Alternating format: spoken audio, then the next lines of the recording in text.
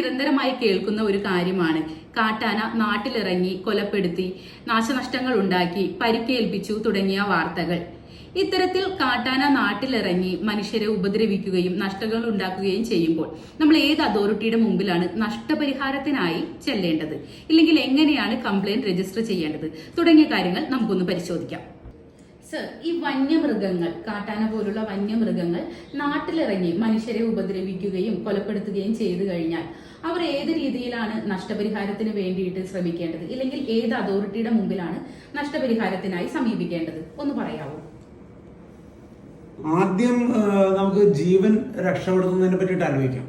ഉടനെ തന്നെ ചെയ്യേണ്ടത് 108 വിളിക്കുക, ആംബുലൻസ് വരും, ചികിത്സ, ഹോസ്പിറ്റൽ മുതലായ കാര്യങ്ങൾ. അതിനുശേഷം ഈ മെഡിക്കൽ ലീഗൽ കേസസുമായി ബന്ധപ്പെട്ട MLC അഥവാ വൂണ്ട് സർട്ടിഫിക്കറ്റുകൾ എന്നിവ കളക്ട് ചെയ്യണം. അടുത്തതായിട്ട് ഇത് ഔദ്യോഗികമായിട്ട് രേഖപ്പെടുത്തണം. അതിനാൽ ഉടനെ തന്നെ ഫോറസ്റ്റ് ഡിപ്പാർട്ട്മെന്റിനെയും പോലീസിനെയും വിവരം അറിയിക്കണം. ഇനി പ്രധാനപ്പെട്ടൊരു ചോദ്യം, നഷ്ടപരിഹാരം ആരാണ് നൽകേണ്ടത്? നമുക്ക് ജീവിക്കാനുള്ള അവകാശം മൗലികാവകാശമായിട്ടുള്ള ഒരു രാജ്യമാണ് നമ്മുടേത്. ഭരണഘടനയുടെ 21ാമത്തെ അനുച്ഛേദം ആർട്ടിക്കിൾ 21. പക്ഷേ ഒരു ആർട്ടിക്കിൾ 21 ഒറ്റയ്ക്ക് നിലനിൽക്കാൻ പറ്റില്ല. അതിൻ്റെ കൂട്ടത്തിൽ കറസ്പോണ്ടിങ് എനിക്ക് ജീവിക്കാനുള്ള അവകാശം ഉണ്ടെങ്കിൽ സിമിലർലി ആ ജീവിക്കാനുള്ള അവകാശം സംരക്ഷിക്കേണ്ട ചുമതല എന്നുള്ളത് എല്ലാ ഭരണകൂടങ്ങൾക്കുമുണ്ട്, അഥവാ സ്റ്റേറ്റിനുണ്ട്. ഫോറസ്റ്റ് ആയാലും പോലീസ് ആയാലും അങ്ങനെ എന്ത് ഇൻസ്ട്രുമെന്റാലിറ്റി ഉണ്ടെങ്കിലും അവരെല്ലാം കൂടി ചേരുന്നതാണ് സ്റ്റേറ്റ്. അവിടെ പ്രിൻസിപ്പലായിട്ട് പറയപ്പെടുന്നത് പൗരന്റെ ജീവനും സ്വത്തും സംരക്ഷിക്കുക എന്ന് പറയുന്നത് സ്റ്റേറ്റിന്റെ കടമയാണെങ്കിൽ ആ കടമയുടെ ഭാഗമായി തന്നെ അതിലൂടെ ഏതെങ്കിലും തരത്തിലുള്ളൊരു ഒരു അപകടം ഒരു പൗരന് സംഭവിച്ചാൽ അതിന് നഷ്ടപരിഹാരം നൽകാനുള്ള ബാധ്യത ഗവൺമെന്റിനുണ്ട്. ഇതിനെയാണ് വൈക്കേറിയസ് ലയബിലിറ്റി എന്ന് പറയുന്നത്.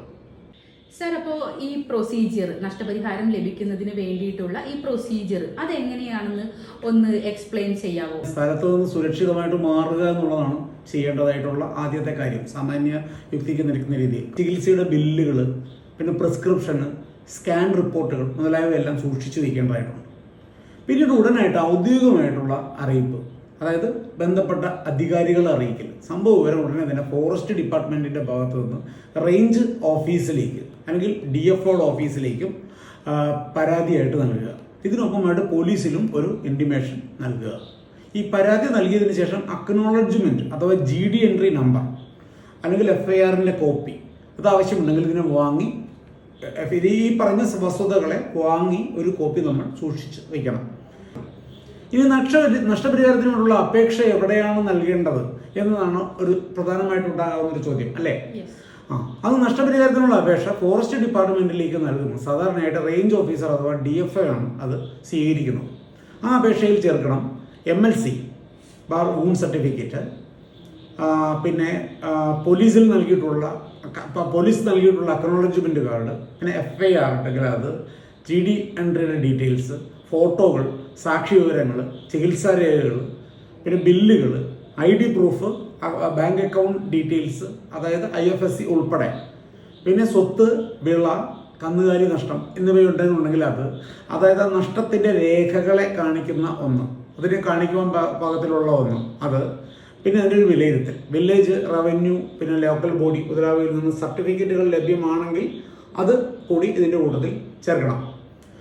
പിന്നെ ഒരു കാര്യം പറയാനുള്ളത്, മരണവുമായി ബന്ധപ്പെട്ടിട്ടുള്ള ഒരു വിഷയം ഉണ്ടെന്നുണ്ടെങ്കിൽ ഇതിന് മരണം അല്ലെങ്കിൽ സ്ഥിരമായിട്ട് പെർമനന്റ് ഡിസബിലിറ്റി മുതലായ കാര്യങ്ങൾ എന്തെങ്കിലും സംഭവിച്ചിട്ടുണ്ടെങ്കിൽ പോസ്റ്റ്മോർട്ടം റിപ്പോർട്ട്, പിന്നെ death certificate, legal heirship certificate വേണം, പിന്നെ കുടുംബങ്ങളുടെ ഇതിനു വേണ്ടി കക്ഷികൾ ചേർക്കാൻ വേണ്ടിയിട്ട്, പിന്നെ ആശുപത്രിയുടെ മുഴുവൻ രേഖകളും അത് നമുക്ക് ഒരു ലീഗൽ റൈറ്റ് എന്ന നിലയിൽ തന്നെ നമുക്ക് കിട്ടാവുന്നതാണ്. ഇത് പിന്നീടും നടപടിയില്ലെങ്കിൽ ഉയർന്ന ഓഫീസിലേക്ക് കൊടുക്കാം. എന്നിട്ട് നടക്കുന്നില്ല എന്നുണ്ടെങ്കിൽ എപ്പോഴും നമ്മൾ അഞ്ജുവിൻ്റെ ഷോയിൽ കാണാറുള്ളത് പോലെ ആർട്ടിക്കിൾ 226 എന്ന ഒന്നുണ്ട്. കേരള ഹൈക്കോടതി അവിടെ ഉണ്ട്.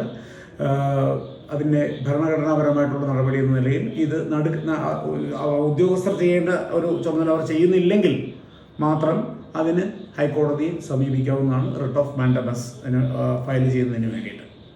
സോ ഇതെല്ലാമാണ് ഒരു കാട്ടാനയുടെ അല്ലെങ്കിൽ വന്യമൃഗത്തിന്റെ ആക്രമണത്തിന് ഇരയായിട്ടുള്ള വ്യക്തികൾക്ക് ചെയ്യേണ്ടതാകുന്ന നിയമ നടപടികൾ. ഇനി ഇതുമായി ബന്ധപ്പെട്ട് എന്തെങ്കിലും ഡൗട്ടുകൾ ഉണ്ടെങ്കിൽ നിങ്ങൾക്ക് കമന്റ് ബോക്സിൽ കമന്റായി ചോദിക്കാവുന്നതാണ്. നിങ്ങൾക്ക് വേണ്ട മറുപടി ഞാൻ നൽകാം.